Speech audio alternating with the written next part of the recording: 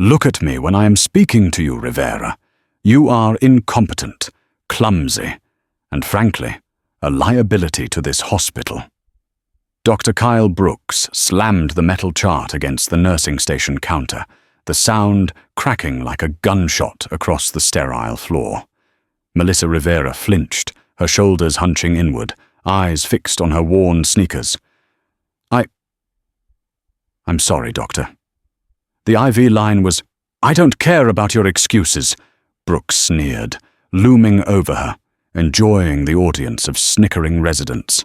Stephanie Cox, the head nurse, smirked from the corner. "Clean up this mess, Rivera. If you weren't so pathetic, I'd have fired you months ago. Now get out of my sight." Melissa Rivera knelt on the linoleum. Her hands shook as she gathered the shards of the shattered saline ampule. It was a performance art she had perfected over 3 years. The tremor in the fingers, deliberate. The shallowness of breath, calculated. To the staff of St. Jude's Medical Center, she was a ghost. A 40-year-old nobody with graying hair, pulled into a severe, unflattering bun, thick glasses that magnified her blinking eyes, and a posture that screamed submission. "Pathetic," Stephanie Cox muttered, stepping over Melissa's hand, the heel of her shoe missing Melissa's fingers by millimeters. Melissa didn't react visibly. Internally, however, the assessment was running. Target, Cox. Distance, 0.5 meters. Strike point, Achilles tendon. Time to disable, 0.4 seconds. The thought vanished as quickly as it came, locked away behind the mental firewall. She finished cleaning. She stood up, smoothing her scrub top, keeping her eyes averted. She walked the halls of the VIP wing. This was the most secure floor of the hospital, reserved for politicians, tech moguls, and high-value assets who needed discretion. The current occupant of room 404 was Patrick Morgan. Official records listed him as a retired consultant for the State Department. Melissa knew better. She had recognized the specific scarring on his torso when she changed his dressing 2 days ago. Shrapnel pattern consistent with an IED, circa 2012, Helmand Province. She entered the locker room. The shift was over. 12 hours of insults. 12 hours of feigning incompetence while double-checking the dosage calculations of the arrogant residents who were too busy flirting to notice they were about to administer 10 milligrams of morphine instead of 2 milligrams. She had accidentally bumped the tray, forcing a reset, saving the patient, and earning a reprimand for clumsiness. She opened her locker. Inside, there were no pictures of family, no trinkets, just a change of clothes, a nondescript grey hoodie, loose jeans and boots. She began to change. Her body, hidden beneath the baggy scrubs, was different than her persona suggested. There was no softness there. It was a landscape of corded muscle and old scars. A jagged line ran down her left latissimus dorsi, a knife wound from a basement in Caracas, a burn mark on her right shoulder, flashbang misfire in Yemen. She pulled the hoodie on. The transformation wasn't just physical, it was psychological. She had to maintain the mask until she was clear of the perimeter. The agency had placed her here for a reason. Deep cover. The sleepwalker program. She was the fail-safe, the break glass in case of emergency option for assets like Morgan. But Morgan was being discharged tomorrow.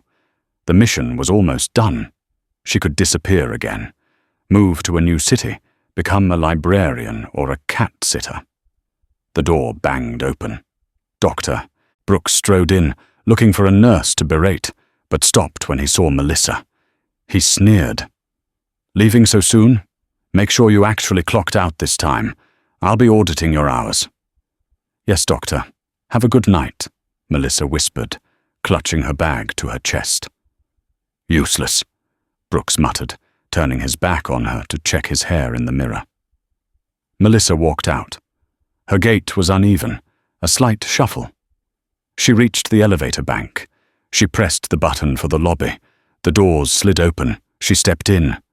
As the doors closed, she exhaled. Her posture straightened. The shuffle vanished.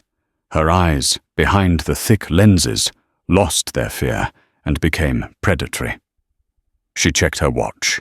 1900 hours. The elevator descended. 4th floor, 3rd, 2nd. At the 1st floor, the doors didn't open. The elevator jolted to a halt. The lights flickered and died, replaced by the red glow of the emergency backup.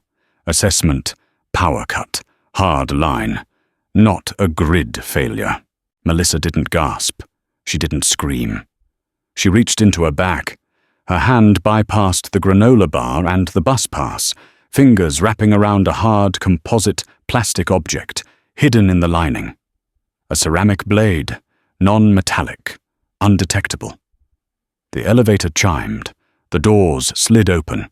The lobby of St. Jude's was usually a quiet hum of receptionists and waiting families. Now, it was a kill box. Glass covered the floor like diamond dust. The main revolving doors had been shattered. Melissa stayed in the shadows of the elevator alcove. She didn't step out. She peered around the brushed steel frame, utilizing the slicing the pie technique to minimize her exposure. 3 men stood in the center of the lobby. They weren't common thugs. Thugs hold weapons sideways. Thugs shout. These men were silent. They wore black tactical gear, no insignias, heavy plate carriers, ballistic helmets with NVG mounts. They carried suppressed Sig Sauer MCX rattlers, weapons held at the low ready, fingers indexed along the receiver, not on the trigger. Discipline. Hostiles, 3 visual, likely more securing the perimeter. Gear, level 4 body armor, comms headsets, professional hit team. Objective, asset retrieval or liquidation. Patrick Morgan. A receptionist lay behind the desk, sobbing quietly. Doctor. Brooks, who must have taken the stairs to beat Melissa down, was standing near the coffee kiosk, his hands raised, trembling violently. A gunman approached him. "Please," Brooks stammered, his voice cracking, high and thin.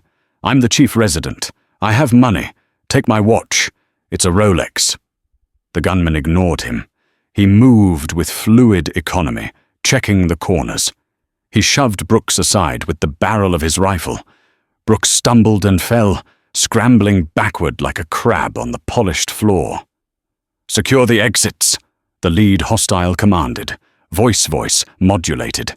American accent, private military contractor. Maybe ex-special forces gone rogue. "Team 2, take the stairwell. Target is on the 4th floor." Melissa pulled back into the alcove. They were going for Morgan. She looked at the ceiling panel of the elevator. Too noisy to climb out. She had to move through the lobby. She had a ceramic knife and the element of surprise. Against 3 operators with assault rifles. Situation, few bar. Options, evasion or engagement. Decision, engagement required to preserve the principle. She stripped off the grey hoodie. Underneath, she wore a black thermal top. She took off the thick glasses and crushed them under her boot. Her vision was 20/10. The glasses were just window dressing. She loosened her hair from the tight bun. She moved. She didn't run. Running draws the eye. She flowed. She moved low, utilizing the cover of a large potted ficus, then a pillar. She was ghosting them. The lead gunman was communicating on his radio. "Lobby secure. Proceed to extraction." He turned. His sweep was lazy. He assumed the area was pacified. Melissa saw the gap. He was standing near the fire extinguisher alcove. Distance, 8 meters. Threat, primary shooter. Action, distraction. She grabbed a heavy glass ashtray from a side table and hurled it toward the broken front doors. It clattered loudly against the metal frame. All 3 gunmen spun toward the noise. "Contact front!" In that split second of auditory diversion, Melissa sprinted, not away but toward them. She closed the distance to the nearest hostel, the one guarding the stairwell access. He sensed movement and began to turn, bringing the muzzle of the MCX around. Too late. Melissa slid, baseball style, kicking his lead leg out from under him. As he fell, she didn't stop. She used his momentum, rolling over his back. Her hand, holding the ceramic blade, found the gap between his helmet and his body armor, the cervical spine. She drove the blade in, severed the cord. The man went limp instantly, his finger tightening on the trigger in a reflex spasm. Fut, fut, fut. 3 rounds impacted the floor tiles. Melissa grabbed his falling body, using it as a shield. She ripped the MCX from his hands. She rolled onto her back, the dead weight of the contractor on top of her. The other 2 gunmen opened fire. The sound of bullets impacting the ceramic plates of the dead man was a dull thwack, thwack, thwack. Weapon, SIG MCX. Status, hot. Magazine, full. Melissa adjusted her grip. The weight of the rifle felt like an extension of her arm. It had been 5 years, but muscle memory didn't expire. She didn't fire blindly. She waited for the lull. "Reloading!" one shouted. "Amateur mistake. Never announce it." Melissa pushed the corpse off her legs. She rose to a crouch, utilizing the center axis relock stance, keeping the weapon close to her body for retention and rapid pivot. She fired. 2 distinct double taps. The first gunman took 2 rounds to the pelvic girdle, bypassing his armor plates. He folded. The second gunman, the leader, dove behind the reception desk. "Contact! We have an active shooter in the lobby. Unknown force size." The leader screamed into his comms. Melissa moved to the pillar. She checked the chamber. She looked at Dr. Brooks. Brooks was staring at her. His mouth was open. He looked at the dead man with the knife in his neck. He looked at the timid nurse holding an assault rifle with the grip of a Tier 1 operator. "Rivera," he whispered, his brain unable to process the data. "Stay down, Kyle," she said. Her voice was unrecognizable. It wasn't the soft, trembling pitch of Nurse Melissa. It was gravel and ice. "Cover your ears." The lobby was a stalemate. Melissa had the high ground of the pillar, but the leader was dug in behind the marble desk, and there were more coming down the stairs. She could hear the heavy boots on the fire escape. Tactical analysis. Hostiles inbound. Estimated 4 to 6. Ammunition. Approximately 24 rounds remaining. Exit strategy. Negative. Suddenly, the glass ceiling of the atrium exploded. Ropes dropped. Black shapes descended with the speed of gravity. Flashbangs detonated before feet touched the floor. Bang! Flash! The concussive force rattled Melissa's teeth. She squeezed her eyes shut and covered her ears a split second before detonation, instinct overriding confusion. 4 figures hit the floor, multicam black uniforms, quadnocular night vision goggles, suppressed HK-416s. The movement was a violent ballet. "Go, go, clear right! Left clear!" They swept the room. The gunman behind the desk popped up to fire. Thwip, thwip. 2 rounds from the lead breacher took him in the head. He dropped. The team fanned out, securing the room in seconds. They were Navy SEALs. Melissa recognized the unit patch on the shoulder of the point man. DEVG RYO. Red Squadron. The point man, a giant of a man with a beard visible beneath his balaclava, swung his weapon toward Melissa's position. "Drop the weapon! Hands! Let me see your hands!" he roared. Dr. Brooks screamed from the floor. "Don't shoot her! She's a nurse! She's just a nurse!" Melissa didn't drop the weapon. She safed it, let it hang on its sling, which she had scavenged from the dead man, and raised her hands slowly, palms out. She stood up from behind the pillar. The laser sight of the SEAL's rifle danced on her chest. He advanced on her. "I said, drop it! Kick it away!" Melissa looked at him. She looked past the laser, past the gear, straight into the eyes behind the goggles. "Adam," she said. Her voice was calm, cutting through the chaos. "Check your backdrop. You're flagging the civilians." The SEAL froze. The name hit him like a physical blow. He lowered his weapon slightly, tilting his head. He reached up and flipped his NVGs up. Adam Wright stared at the woman in the dirty scrubs and combat boots. He looked at the grey hair, then at the eyes that had trained him at Coronado 10 years ago. "Chief," he whispered. "It's Mom in mixed company, right?" Melissa said, stepping over the debris. "Situation report. Now." Adam Wright, a hardened operator who had hunted men across 3 continents, snapped to attention. It was a reflex. "Mom, Intel suggested a hit on Admiral Morgan. We were spun up for QRF. We inserted via helo." "You're late," Melissa said. She walked past him to the dead bodies. She nudged one with her boot. "Check their comms. I want to know who sent them." "Yes, Ma'am," Wright said. He motioned to his team. "King, get the comms. Miller, secure the perimeter. Sanchez, watch the stairs." The other SEALs moved instantly, casting confused but respectful glances at the middle-aged nurse ordering their team leader around. Vanessa King, the team's intel specialist, knelt by the body. She looked up at Melissa. "Nice grouping on the pelvic shots, Ma'am. Femoral artery bisection." "He was wearing level 4 ceramics," Melissa said, checking the magazine of her captured rifle. "Center mass would have been a waste of copper." Dr. Kyle Brooks pulled himself up from the floor. He was trembling, urine staining the front of his expensive slacks. He looked at the SEALs, these giants of men, and then at Melissa. "Rivera?" Brooks squeaked. What is happening? He called you Ma'am. You're a nurse. You clean bedpans." Melissa turned to him. The transformation was complete. The hunch was gone. She stood 6 inches taller than he remembered. "Dr. Brooks," she said, her voice devoid of the subservience he had feigned entitlement to for years. "Sit down, shut up, and apply pressure to that receptionist's arm. She's bleeding out." "But That wasn't a request," Melissa said. She didn't shout. She didn't have to.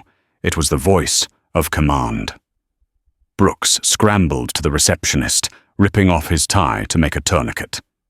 "Right," Melissa said, turning back to the SEAL leader. "They have a second team on the 4th floor. Morgan is trapped. We need to breach and clear." "We have the elevator shaft rigged," Wright said. "But we're down a man. Jenkins took a hit on the fast rope, broke an ankle." Melissa slung the MCX across her chest. She tightened the strap. She reached down and grabbed a spare magazine from the dead contractor's vest, slamming it into her back pocket. "I'll take point," she said. "Ma'am, with all due respect," Wright said. "You've been out of the game for—" "I've been undercover, Wright, not dead," Melissa cut him off. "And right now, I'm the only one who knows the layout of the 4th floor. Give me a flashbang and a sidearm." Wright didn't hesitate. He pulled his secondary weapon, a SIG P226, from his holster and handed it to her, butt first, along with 2 flashbangs. "Welcome back, Commander," Wright grinned. Melissa racked the slide of the pistol. "Let's go to work." She moved toward the stairwell, the SEAL team falling into formation behind her. As she passed the cowering figure of Dr. Brooks, she paused for a microsecond. "Oh, and Doctor?" she said, not looking back. "You're right. I do need to clock out. But first, I have some trash to take out." She kicked the stairwell door open and disappeared into the fatal funnel, the barrel of her rifle eagerly seeking a target. The stairwell was a concrete throat, grey and cold, amplifying every sound. To a civilian, it was an exit route. To a tactical team, it was a fatal funnel, a confined space where movement was restricted, cover was non-existent, and the enemy held the advantage of elevation. Melissa Rivera moved with a silence that defied the heavy boots she wore. She didn't look back at Dr. Brooks. He was a relic of a life she had already shed. Her world now was defined by angles, shadows, and muzzle velocity. Behind her, the four-man SEAL element moved in a stack, a tight formation of overlapping sectors of fire. Adam Wright was on her 6, his hand resting lightly on her shoulder, a tactile signal of readiness. They were fluid, professional, but Melissa could feel the tension radiating off them. They were used to intel, satellite overwatch, and clear rules of engagement. They were flying blind. She was their radar. Objective, 4th floor. Distance, 3 flights. Threat, unknown number of hostiles holding the high ground. Environmental hazards, ricochet potential high. They cleared the 2nd floor landing. Empty. A vending machine hummed in the corner. Melissa raised a fist. Halt. She didn't speak. She pointed a gloved finger at the gap between the 3rd and 4th steps of the next flight. To the untrained eye, it was nothing. To Melissa, the faint glint of light on monofilament line was a neon sign. Tripwire, she whispered into her headset, which she had taken from the dead team leader downstairs. Waist height, likely rigged to a claymore or an improvised fragmentation device on the railing. Wright moved up, inspecting the wire. He nodded, impressed. Bypassing. King, mark it. Vanessa King, the intel specialist, placed a small infrared strobe near the wire, a warning for anyone following them, or a trap for the enemy if they retreated this way. They moved over the wire, steps high and deliberate. As they reached the 3rd floor landing, the air pressure changed. A door opened above them. Contact. Melissa didn't wait for the visual. The sound of a bolt carrier group slamming forward was distinct. She dropped to a knee, angling the MCX upward through the gap in the railings. Contact high! A figure in black leaned over the railing, an AK pattern rifle in hand. Melissa fired. Crack, crack. The rounds sparked off the metal railing, forcing the shooter back. But he wasn't alone. Automatic fire erupted from the 3rd floor doorway, raining brass casings down on the team. The noise was deafening in the concrete echo chamber. Suppressing. Sanchez, the team's heavy gunner, opened up with his Mk-48 machine gun. The belt-fed weapon roared, chewing through the drywall and door frame above them. Melissa didn't stay static. Combat is geometry. If you stay in the X, you die. Right, boost me, she ordered. She didn't wait for confirmation. She sprinted toward the wall, planted a foot, and launched herself upward. Wright, reading her intent, cupped his hands, launching her further. She grabbed the underside of the 3rd floor railing, muscles in her back, the ones she had hidden under baggy scrubs, screaming as she hauled herself up and over the banister, flanking the shooter's position. She landed in a crouch behind the gunman, who was focused on the stairs below. Target. Male, 190 pounds. Armor, rear plate carrier visible. Vulnerability, axillary nerve cluster, armpit gap, or brain stem. She didn't shoot. She was too close, and her rifle was long. She released the pistol grip, letting the rifle hang on its sling, and drew the SIG P226 from her waistband in one fluid motion. She pressed the muzzle into the gap between his helmet and vest. Bang! The threat dropped. She swept the landing. Clear! Clear! She yelled. Move up! The team surged up the stairs, boots thudding. Wright was the first to reach her. He looked at the dead man, then at Melissa. There was no question in his eyes anymore. The nurse was gone. The commander was back. They know we're coming now, Wright said, checking his corners. We lost the element of surprise. We never had it, Melissa replied, swapping the magazine in her pistol. They set a tripwire. They were waiting for a counter-assault. This isn't a snatch and grab, Adam. It's a siege. She moved to the door leading to the third-floor hallway. She placed her hand on the metal. It was cold. "Morgan is on the fourth," King said, checking a tablet strapped to her forearm. "His vitals are spiking. Heart rate 140. He's under stress." "Is he moving?" Melissa asked. "Negative. He's stationary in room 404. But, Commander, I'm picking up multiple heat signatures in the hallway outside his room. At least 8. And they aren't moving like a tactical team. They're erratic." Melissa's blood ran cold. Erratic movement usually meant one thing. "Civilians," she whispered. "They're using the staff as human shields." She looked at the team. Their faces were grim. Hostage situations in narrow hospital corridors were a nightmare scenario. The fatal funnel just got a lot tighter. "Change of ROE," Melissa commanded, her voice steel. "Precision fire only. Verify targets. If you don't have the shot, you don't take it. We do not lose a single innocent today. Is that clear?" "Hooyah," the team whispered in unison. Melissa took a deep breath. She pictured the floor plan of the fourth floor. The nursing station was in the center. Room 404 was at the end of the east wing. A long, straight hallway with nowhere to hide. "We take the fire escape," Melissa said. "We come in from the roof access and drop down the elevator shaft." "No, too slow. We go through the floor." Wright blinked. "Through the floor?" Melissa pointed to the ceiling of the third floor. "Room 304 is directly below Morgan's room. We breach the ceiling. We pull Morgan down to us. We bypass the hallway entirely." Wright grinned beneath his beard. "Demolition. Now you're speaking my language." "Miller," Melissa barked at the breacher.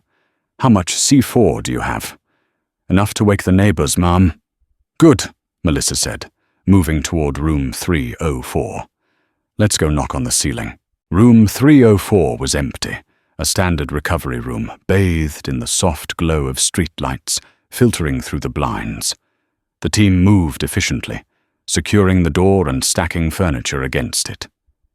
Miller, the breacher, was already standing on the patient bed, placing strips of C4 explosive in a rectangular pattern on the ceiling tiles. He worked with the delicate touch of a surgeon. "Shaped charge," Miller explained, inserting the detonator. "It'll cut the rebar and concrete, dropping a slab about 3 feet by 3 feet. Gravity does the rest." "We need to times this," Melissa said, checking her watch. "When that floor drops, they'll come through the door upstairs. We need to be ready to catch Morgan and suppress the whole simultaneously." "King, tie into the hospital PA system," Melissa ordered. "On it." King tapped her wrist computer. "I have access. When I give the signal, I want you to trigger the fire alarm on the 4th floor only. Strobes and sirens. It'll disorient them and mask the sound of the breach for a split second." "Ready?" King said. Melissa stood by the bed, her rifle trained on the ceiling. She looked at Wright. "Morgan is old school. If the floor drops, he's going to shoot anything that moves. I need to clear the hole first." "You," Wright frowned. "Mom, let me—" "He knows my face," Melissa said.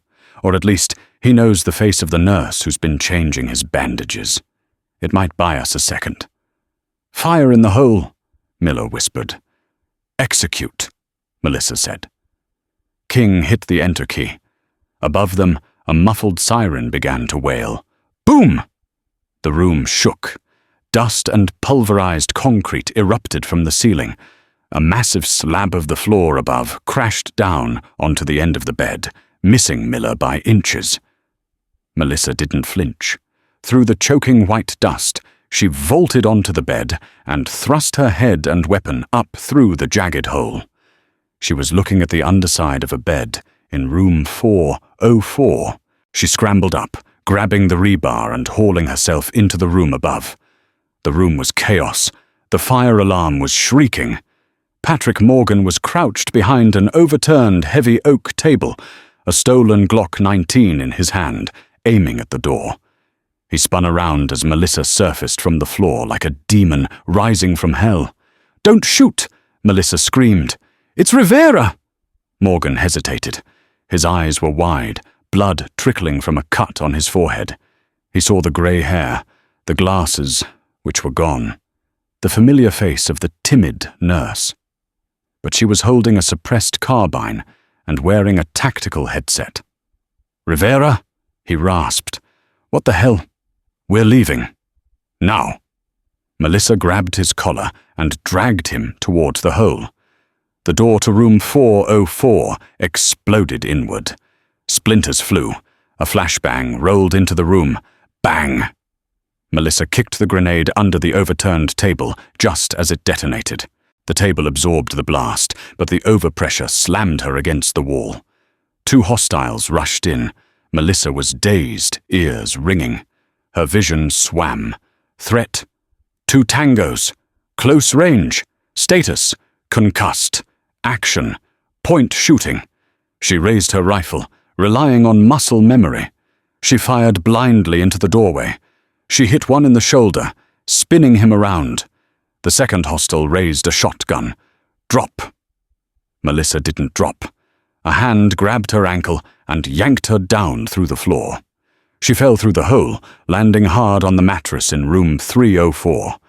Wright was there, firing upwards through the breach, his rounds tearing into the ceiling, and the hostile standing above. "Got him!" Wright yelled. Morgan tumbled down next to them, coughing in the dust. "Seal it!" Melissa ordered, scrambling off the bed. Miller threw a smoke grenade into the hole above them to obscure the enemy's vision, then they dragged the bed away. "We have the package," Wright reported. "Moving to extraction." They moved into the hallway of the 3rd floor, but the enemy wasn't stupid. They had heard the explosion. The stairwell doors at both ends of the hall burst open. "Ambush!" Sanchez yelled, spinning the machine gun. They were pinched, hostiles at both ends. "Into the room! Cross hall!" Melissa shouted. They dove into the room across the hall, room 305. Bullets chewed up the doorframe as they slammed it shut. "We're pinned," King said, her voice tight. "They have the hallway. We can't go back to the stairs." Melissa looked at Morgan. The Admiral was pale, clutching his chest. "You okay, Patrick?" she asked, using his first name for the first time. Morgan looked at her, really looked at her. A slow realization dawned on him. "Sleepwalker. I heard rumors. I didn't think the program was real." "It's real," Melissa said, checking her ammo. "And it's the only reason you're still breathing. Why do they want you?" Wright asked, scanning the room for exits. "They sent a platoon for one retired analyst." Morgan laughed, a dry, hacking sound. "Retired? Son, I'm a walking hard drive. I have the identities of every deep cover asset in the Middle East stored in a subdermal chip in my arm. They don't want to kill me. They want to harvest me." Melissa's jaw tightened. "If they get you, they get everyone." "Exactly," Morgan said. He looked at Melissa. "If it looks like we aren't making it out, you know the protocol, Commander." Melissa nodded slowly. "Protocol Omega. Deny the asset to the enemy. Terminate." "Not today," she said. She went to the window. She shattered the glass with the butt of her rifle. Wind and rain whipped into the room. They were on the 3rd floor. Below them was a concrete alleyway. "We rappel?" Wright asked. "No rope," Melissa said. She looked down. A dumpster was positioned directly below, overflowing with cardboard boxes and trash bags. "Aim for the trash," Melissa said. "It's soft enough." "Are you serious?" "Cox. No, Stephanie wasn't here. It was just the team." But suddenly, the door to the room buckled. A sledgehammer. They were breaching. "Go, I'll cover," Melissa yelled. "Ma'am, no," Wright protested. "That's an order, Master Chief. Get the asset out." Wright gritted his teeth. He grabbed Morgan. "You heard the lady. Jump!" One by one, the SEALs and Morgan leaped out the window into the rainy night. Melissa stood alone in the room. The door splintered. A hand reached through to unlock it. She didn't shoot the hand. She backed up to the window. She raised her rifle, aiming not at the door, but at the oxygen outlet on the wall next to it. She waited. The door flew open. 3 men in heavy armor filled the frame. "Drop it!" the leader screamed. Melissa smiled, a cold, terrifying smile. "Say good night," she whispered. She fired a single round into the oxygen valve. The pressurized gas hissed out. She fired a second round into the electrical socket next to it. Spark, fuel, ignition. A fireball erupted, engulfing the doorway and the men standing in it. The force of the blast blew Melissa backward, out the window, into the void. Melissa free fell for 1 second. It felt like an hour. She hit the dumpster hard. The trash bags broke her fall, but the impact still knocked the wind out of her. She rolled, gasping, the smell of rotting food and wet cardboard filling her nose. Hands grabbed her. Wright and Sanchez hauled her out of the dumpster, just as flames licked out of the 3rd-floor window above them, illuminating the rain-slicked alley. "You're crazy," Wright said, checking her pupils. "Certifiable." "Did it work?" Melissa wheezed, checking her limbs, bruised but unbroken. "They're burning," Sanchez said with grim satisfaction. "But the rest of them will be down here in seconds." "Move," Melissa ordered. They sprinted down the alley toward the parking garage. The extraction point was the helipad on the roof of the adjacent parking structure. As they ran, the air around them crackled. Whoosh! Boom! An RPG slammed into the side of the hospital building, showering them with debris. "They have heavy weapons!" King screamed into the comms. "RPG team on the south roof! My bird can't land in that!" The helicopter pilot's voice crackled in their ears. "LZ is hot! Repeat, LZ is hot! I'm waving off!" "No!" Melissa shouted. "We have the package! I'm taking fire! I'm orbiting to the north! Clear that RPG team or I can't pick you up!" The helicopter roared away, disappearing into the low clouds. They reached the concrete safety of the parking garage ground level. They were safe from the RPGs for the moment, but they were trapped. "New plan," Melissa said, her chest heaving. She looked at Morgan. He was grey, clutching his arm where the chip was implanted. "They're jamming our long-range comms," King said. "I can't reach command." "They aren't jamming everything," Melissa said. She pulled a burner phone from her pocket, part of her escape kit. She dialed a number. "Who are you calling?" Wright asked. 911? "Pizza Hut?" Melissa deadpanned. "No, I'm calling the only person who can get a heavy extraction team here in under 10 minutes." "Who?" "The man who put the hit out," Melissa said. The team froze. Melissa put the phone on speaker. It rang once, twice. "Speak," a voice answered, synthesized, deep. "This is Sleepwalker," Melissa said. "I have the asset. Your team failed. The building is burning. The police are 5 minutes out. You missed your window." Silence on the other end. "I don't miss Rivera," the voice said. It wasn't synthesized anymore. It was a human voice. A voice Melissa recognized. Her blood turned to ice. She looked at Morgan. Morgan's eyes widened in horror. "Vance?" Morgan whispered. "Assistant Director Vance, the man running the operation, the man who had assigned Melissa to protect Morgan."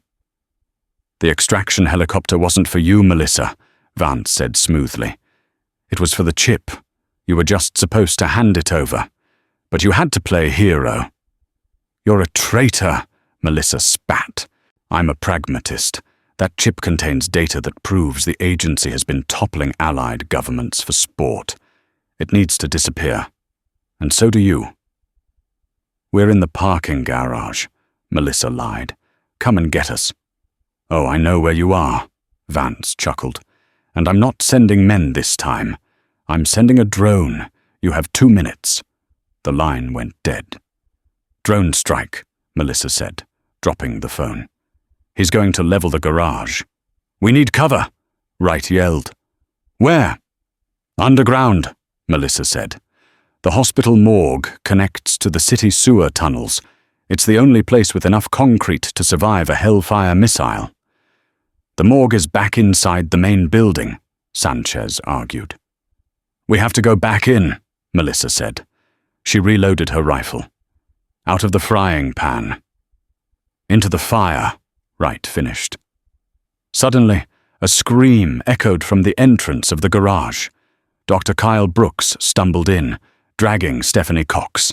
Stephanie was limping, blood soaking her pristine white nurse's uniform. They had escaped the lobby, but had run straight into the crossfire. "Help!" Brooks screamed. "They shot her! They shot Stephanie!" Melissa froze. "Leave them," Morgan said. "They're dead weight. We have 2 minutes." Melissa looked at the terrified doctor and the woman who had made her life hell for 3 years. Stephanie looked at Melissa, really looked at her, and saw the weapon, the gear, the blood. "Rivera?" Stephanie whispered, blood bubbling on her lips. "Help me." Tactical analysis. Objective. Protect the asset. Threat. Inbound drone strike. 1 minute 45 seconds. Variables. 2 civilian casualties. Melissa looked at Wright. "Take Morgan to the tunnels. Access point is the maintenance hatch in the B2 level." "Where are you going?" Wright demanded. "I'm not leaving my shift until all patients are discharged," Melissa said. She turned and sprinted toward Brooks and Cox, directly into the open kill zone of the driveway. "Cover her!" Wright screamed. The SEALs opened fire on the shadows emerging from the hospital, providing a wall of lead for their commander. Melissa slid into the concrete behind a pillar next to Brooks. She grabbed Stephanie's vest. "Can you walk?" Melissa barked. "My leg." Stephanie sobbed. "I don't care about your leg. I care about your life. Move." Melissa hauled Stephanie up, throwing the woman's arm over her shoulder. She grabbed Brooks by the collar. "Run to the ramp, go!"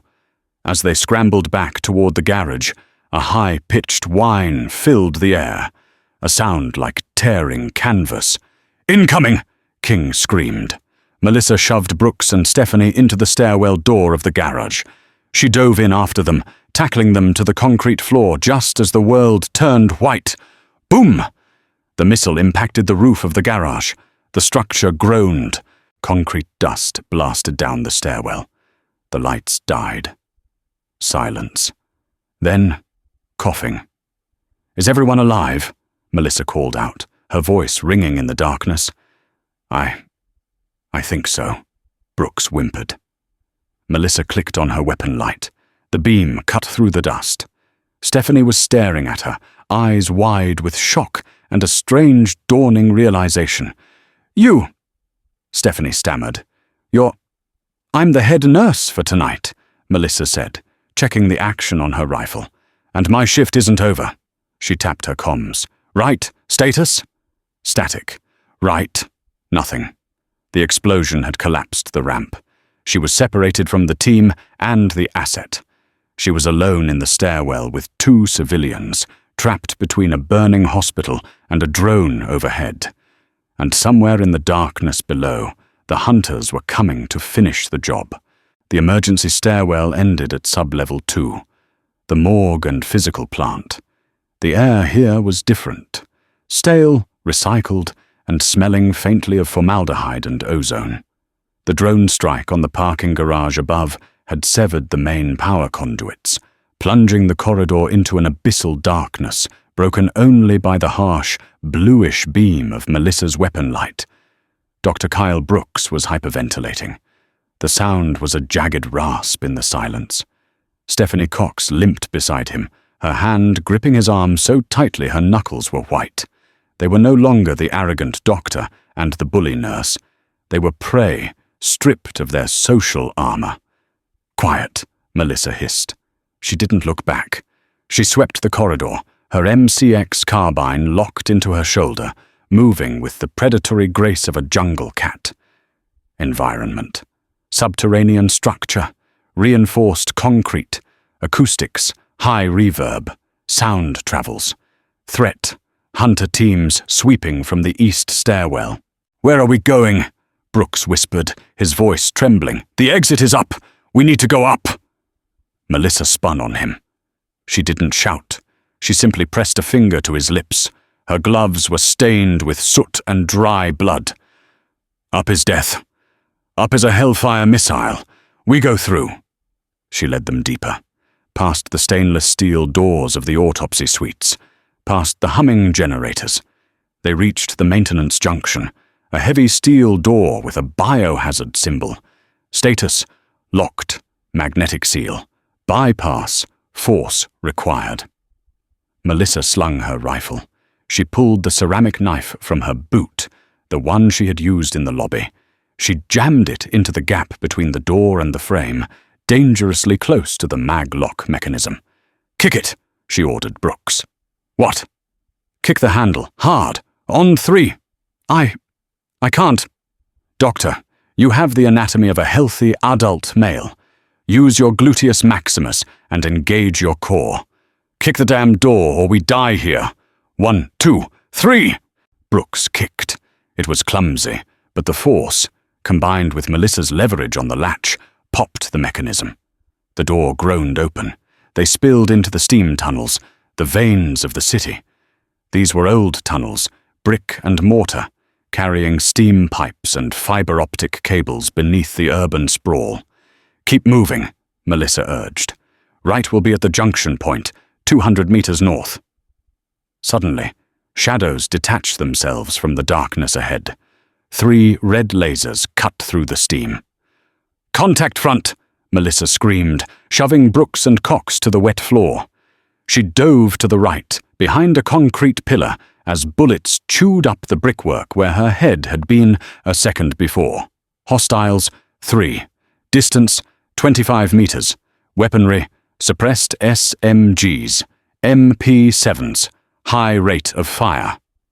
"Rivera," a voice echoed from the darkness. "Vance sends his regards." They were pinned. Melissa had half a magazine left. She was flanked.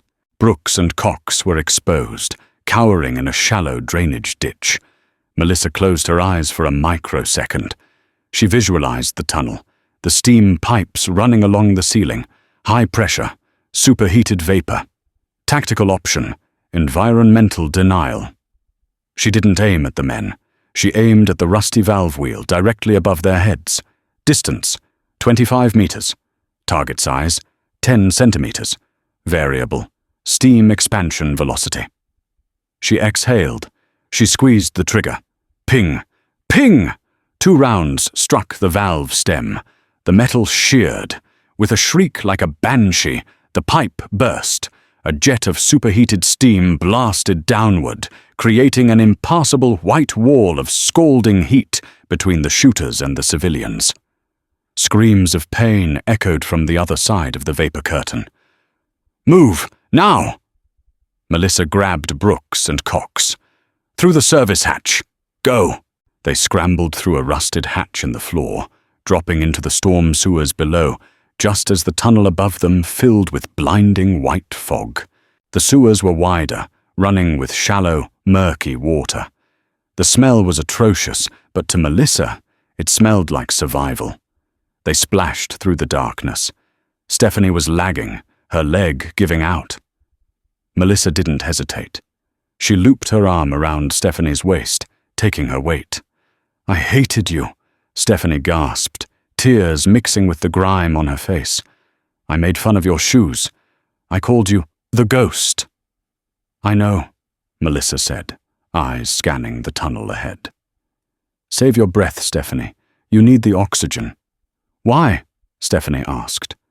"Why save me?" Melissa stopped. She looked at the woman.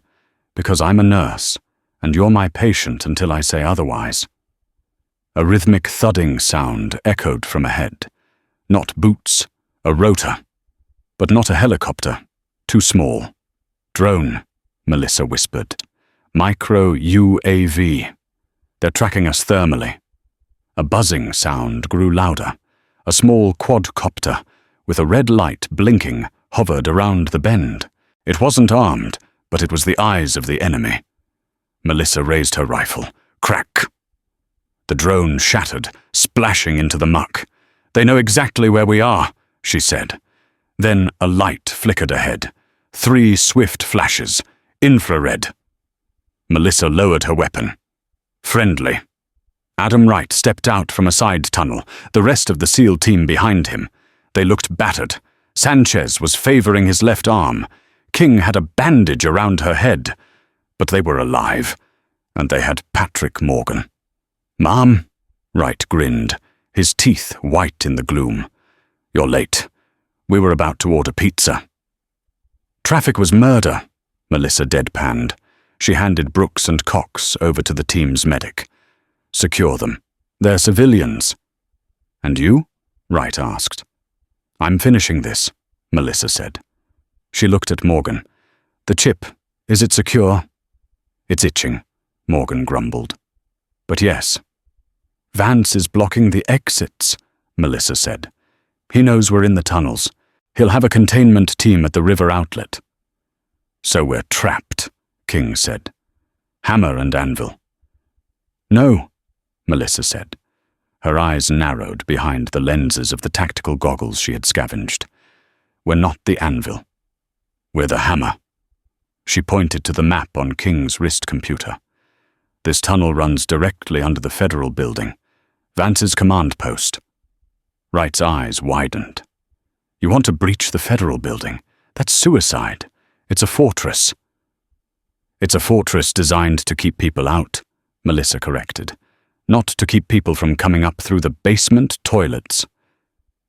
That's disgusting, Brooks muttered from the back. That's tactical, Melissa corrected. Vance expects us to run for the river. He's looking at the perimeter. He's not looking at his own feet. Breaching charges, Melissa asked Miller. I have 2 bricks of C4 left, Miller nodded. Save them for the server room, Melissa said.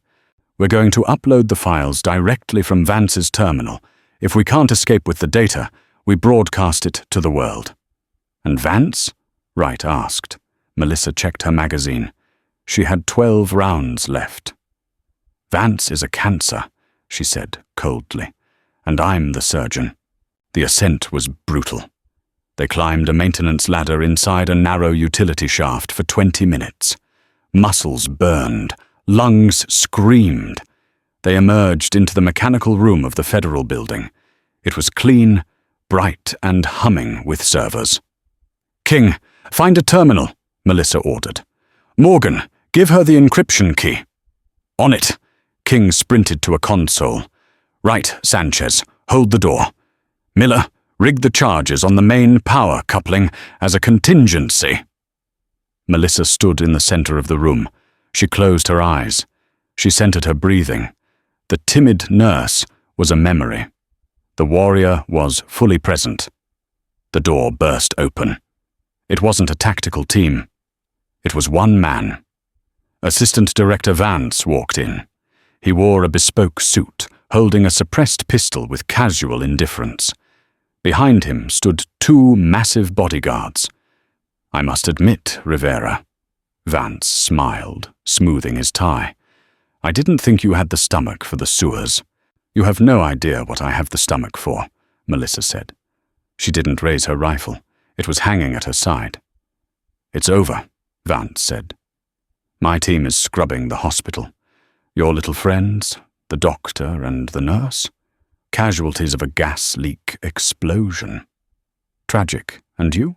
A rogue agent with PTSD who murdered a hero admiral and then took her own life. Great narrative, Melissa said. One problem. Oh? We're live, Melissa pointed to King. Vance looked at the terminal.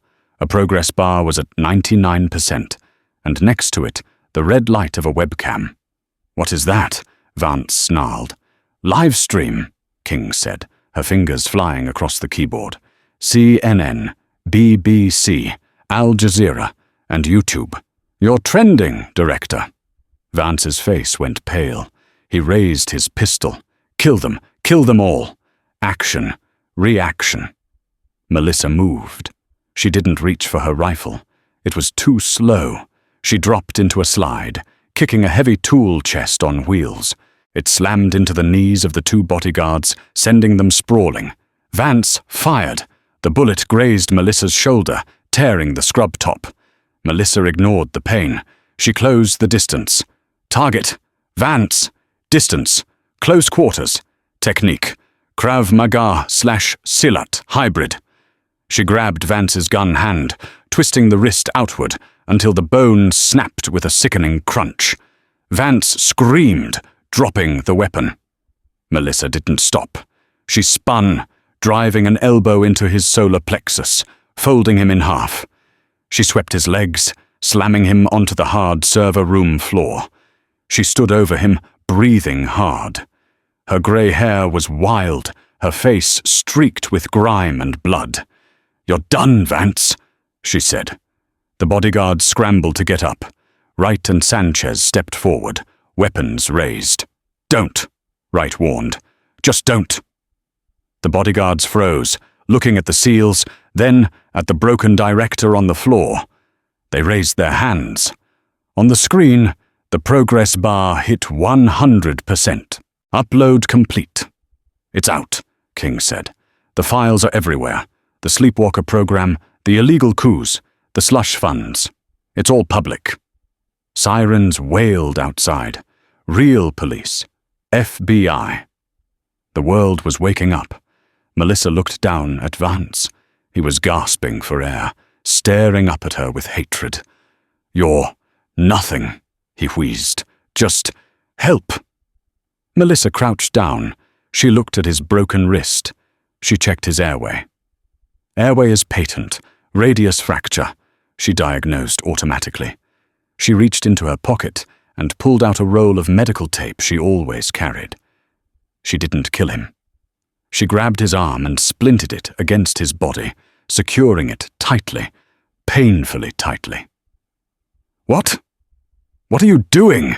Vance sputtered. Melissa stood up. She wiped her bloody hands on her pants. She adjusted her scrub top. "I'm stabilizing you for transport, Director," she said, her voice dropping back to that calm, professional tone. "I took an oath to do no harm, but the prison system? They didn't take that oath."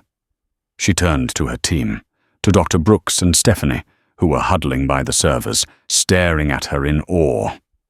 "Shift's over," Melissa said. "Let's go home."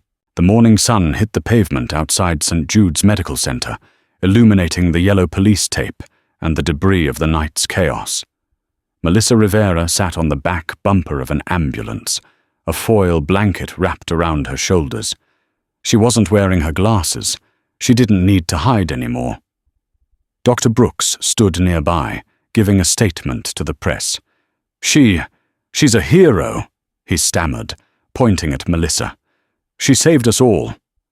Stephanie Cox sat beside Melissa, silent, holding a cup of coffee with trembling hands, offering a newfound, silent respect. The story of Melissa Rivera reminds us that true strength is rarely loud. It doesn't strut in a suit or brag in a boardroom. True strength is quiet. It endures, it serves, and sometimes it wears the humble uniform of those we overlook, the janitor, the teacher, the nurse. We walk past giants every day, unaware of the battles they have fought or the power they hold in reserve. Never mistake silence for weakness, and never assume you know the depth of a person's soul by the job they perform.